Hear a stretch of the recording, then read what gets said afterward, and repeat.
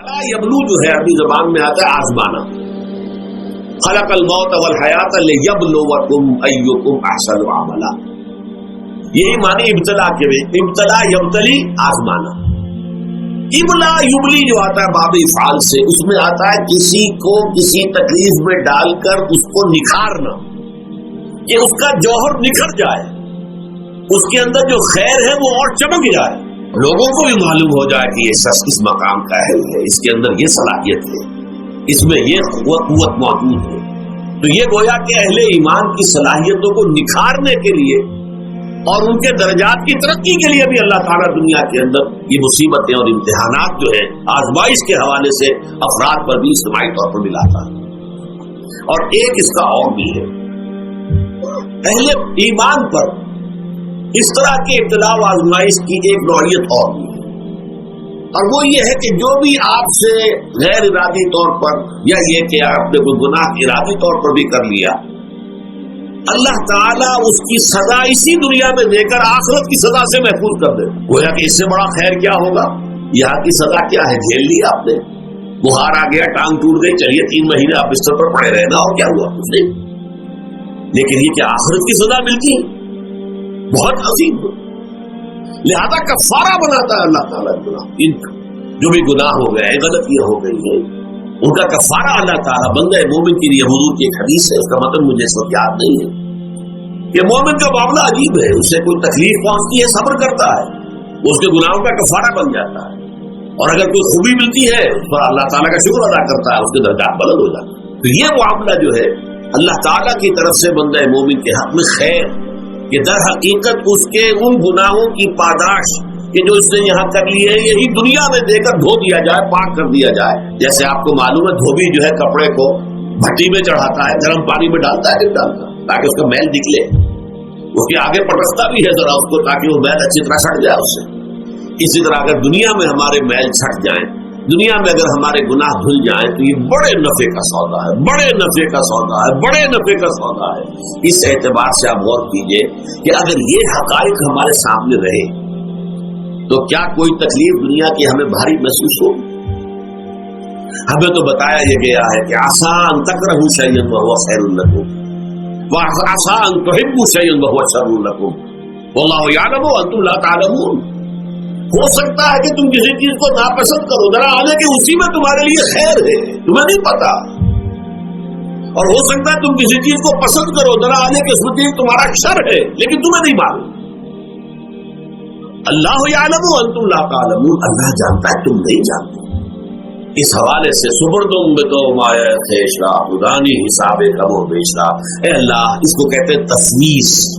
یہ سورہ تغابن کے 10ویں تمام مضامین تفصیل سے آتے ہیں کہ ایمان کے جو باطنی ثمرات ہیں اس میں سب سے پہلے مقام رضا ہے، پھر تفویض، توکل ہے.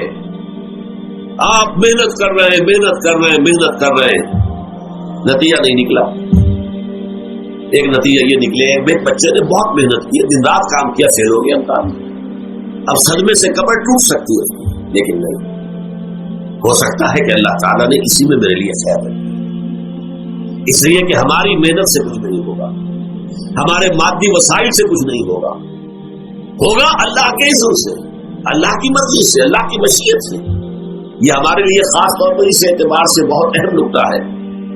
ہم سب راہ حق کے مسافر ہیں، اپنے اپنے بس پڑتے محنت کر رہے ہیں، وقت بھی صرف کر رہے ہیں، مال بھی صرف کر رہے ہیں، محنت کر رہے ہیں، مشقت کر رہے ہیں.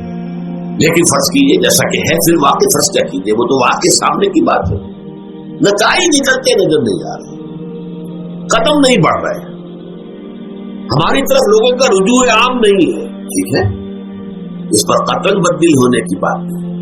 یہ اللہ تعالیٰ کی مشیت میں ہوگا، جب وہ چاہے گا تب ہوگا. ہمارا کام یہ کہ اپنا فرض ادا کیے چلے گا بس، اور نتیجے سے بالکل ذہن کو اپنے منقطع کر لیں، ذہن کا کوئی تعلق آپ کے نتیجے کے ساتھ نہ رہے. یہ جب تک کیفیت ہماری نہیں ہوگی، ہم اس راہ پر استقامت اور مدام اس پر محنت اور جد و جہد کرنا جو ہے وہ ہمارے لیے ممکن نہیں رہے. اس کے لیے میں اگر آپ کے سامنے رکھوں معاملہ کہ حضور صلی اللہ علیہ وسلم کے جو پہلے 10 برس ہیں، جب سے آپ کو آغاز ہوا ہے وحی کا، اس کے بعد سے پہلے 10 برس دن رات کی محنت، شدید مشقت، یہاں تک کہ اللہ بھی روک رہا ہے نبی آپ اپنے آپ کو ہلاک کر لیں گے، لعلک باخع نفسک الا یکونوا مؤمنین، کیا آپ اپنے آپ کو صدمے میں ہلاک کر لیں گے؟ یہ مان نہیں لا رہے، اس قدر صدمہ۔ لیکن اس کے ساتھ یہ ہے، یہ نہیں ہے کہ نتیجہ نہیں نکل رہا تو کام چھوڑ کے بیٹھ جائے، نہیں، معاذ اللہ معاذ اللہ، نتیجہ نہ نکلے تو حضرت نوح علیہ السلام کی عمر بھی اگر حضور کی ہوتی 950 برس بھی حضور دعوت دیتے تھے، آپ کا کام تھا، آپ کا فرض تھا۔ حضرت نوح علیہ السلام بھی تو آخر اللہ کے ایک بندے تھے، اللہ کے رسول تھے، 950 برس تک دعوت دی، فَلَبِثَ فِيهِمْ أَلْفَ سَنَةٍ إِلَّا 50 عَامًا۔ یہ تو ہم مانتے ہی نا، اگر قرآن کے اندر نص قطعی صریح الفاظ نہ ہوتے کہ 950 برس تک رہے، ورنہ یہ بات سمجھ سے بالا تر ہے۔ عام طور پر معلوم ہوتا ہے کہ اس دور میں ابھی عمر زیادہ تھی لوگ۔ بہرحال جو میں نے عرض کیا تھا کہ دکھ جس سے انسان متاثر ہوتا ہے، اس کی ایک قسم وہ ہے کہ جو ہمارے ارادہ اور اختیار سے باہر، اللہ کی مشیت سے، اللہ کے اذن سے، اللہ کی مرضی سے آتا ہے، اس کے لیے ہمارا کام صرف برداشت ہے۔ جو شے بھی ہمیں برداشت کی صلاحیت عطا کر دے وہی اس کا علاج ہے۔ جیسے آپ کو معلوم ہے کہ بخار بہت تیز چڑھا ہوا ہے، اس کی دوا نہیں ہے اسپرین یا کوئی اور پیراسیٹامول، بخار کی شدت کو کم کر دے، وہ کوئی علاج نہیں ہے۔ علاج تو ہوگا اگر معلوم ہو کہ کون سے جراثیم ہے، کس کی وجہ سے ہے، اس کا صحیح اینٹی بایوٹک کون سا ہے، وہ علاج ہوگا۔ یہ علاج نہیں ہے، لیکن اس کی شدت کی کمی اور اس کے اندر جو احساس ہے جھیل جانے کا، وہ انسان کے لیے آسان ہو جاتا ہے۔ یہی مضمون آیا ہے سورہ حدید میں بھی، ما اصاب من مصیبت فی الارض ولا فی انفسکم، یہاں کھول دیا اس مضمون کو۔ میں نے عرض کیا تھا نا کہ یہ آفت سماوی بڑے پیمانے پر بھی ہو سکتی ہے، زمین میں یعنی زلزلہ آ گیا، فلڈ آ گیا، طوفان آ گیا، ولا فی انفسکم، خاص تمہاری جان میں، تمہیں بخار ہو گیا، تمہیں ٹی بی لگ گئی، تمہیں کوئی اور بیماری آ گئی، تمہیں کینسر ہو گیا، معاذ اللہ ہوتا ہے، آخر ہوتا ہے دنیا میں، انسانی زندگی کے ساتھ یہ ساری چیزیں لگی ہوئی ہیں۔ لیکن یہ چیزیں ما اصاب من مصیبت فی الارض ولا فی انفسکم، نہیں پڑتی تم پر کوئی پڑنے والی کوئی مصیبت، کوئی تکلیف، نہ پوری زمین میں بڑے پیمانے پر، نہ تمہاری جانوں میں انفرادی سطح پر، الا فی کتاب من قبل ان نبرأھا، مگر یہ کہ وہ تو ایک کتاب میں، کتاب اللہ کے علم کی کتاب، ام الکتاب، اس میں پہلے سے درج موجود ہے۔ یہ الٹ اپ نہیں ہو گیا، یہ اچانک نہیں ہو گیا۔ آپ اچانک سمجھتے ہیں کہ صاحب میں تو جا رہا تھا، اچانک ٹرک نے آ کے مجھے دھکا مار دیا۔ اچانک کوئی شے یہاں نہیں ہوتی، اس کائنات میں پتہ تک نہیں ہلتا جب تک کہ اس نے رب نہ ہو۔ اچانک کا کیا سوال؟ در حقیقت جو ہوتا ہے وہ اللہ تعالیٰ کے علم میں پہلے سے ہے، علم کامل، ما کان وما یکون، جو کچھ ہوا ہے، جو کچھ ہوگا، مستقبل، ماضی، کل کا کل، آنے واحد میں اللہ کے علم میں موجود ہے۔ لہذا یہاں اچانک کچھ نہیں ہوتا، جو بھی آیا ہے اللہ کے علم سے آیا، اور یہ پہلے سے اللہ کے علم کے اندر موجود تھا، لکھا ہوا تھا، الا فی کتاب من قبل ان نبرأھا ان ذلک علی اللہ یسیر۔ کہ تمہیں تو مشکل نظر آئے گا لیکن اللہ پر بڑا آسان ہے، اللہ کا علم کامل، ما کانا ما یکون کو آدھی ہے، لیکن لا تاسوا علی ما فاتکم، تاکہ تم افسوس نہ کیا کرو ان چیزوں پر جو تم سے چھوٹ جائیں، جاتی رہے، چھن جائیں۔ کوئی موقع تھا ہاتھ سے نکل گیا، کوئی دولت تھی اس پر ڈاکہ پڑ گیا، کوئی اور مصیبت ہے وہ آ گئی، کوئی عزیز فوت ہو گیا، اکلوتا بیٹا تھا فوت ہو گیا، وغیرہ وغیرہ۔ ما فاتکم، فات سے ہی فوتیدگی ہے نا، جو شے بھی نکل جائے، چلی جائے، ہاتھ سے جاتی رہے، چاہے وہ کوئی آپ کا عزیز تھا جو فوت ہو گیا تو آپ کے ہاتھ سے نکل گیا، یا کوئی مال تھا جو آپ کے قبضے سے نکل گیا، ڈاکہ پڑ گیا، چوری ہو گئی، نقصان ہو گیا کاروبار میں بہت بڑا، اس پر افسوس نہ کیا کرو۔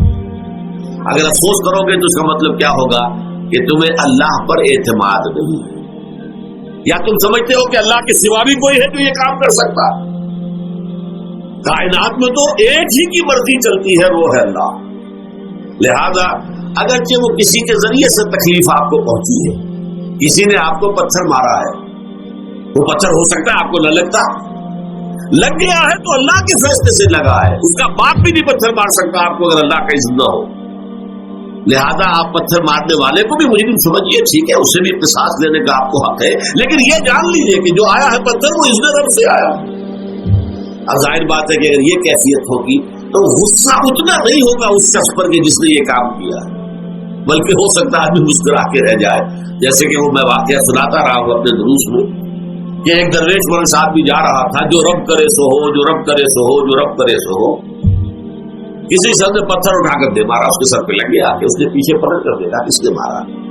اس نے مجھے کیا دیکھتے ہو، جو رب کرے سو ہو، یہ تو رب کے مارے. اس نے کہا مجھے تو یہ پتھر رب کے مارے ہی لگا ہے، لیکن میں دیکھ یہ رہا تھا بیچ میں کس کا منہ کالا ہو گیا، اپنے لیے کس نے ایک گناہ کما لیا، اپنے لیے کس نے ایک مصیبت جو ہے وہ مول لے لی، وہ بیچ میں تم آ گئے ہو. پتھر اللہ کی طرف سے آیا ہے، لیکن اس کا عذاب، اس کا وبال تم پر آ گیا.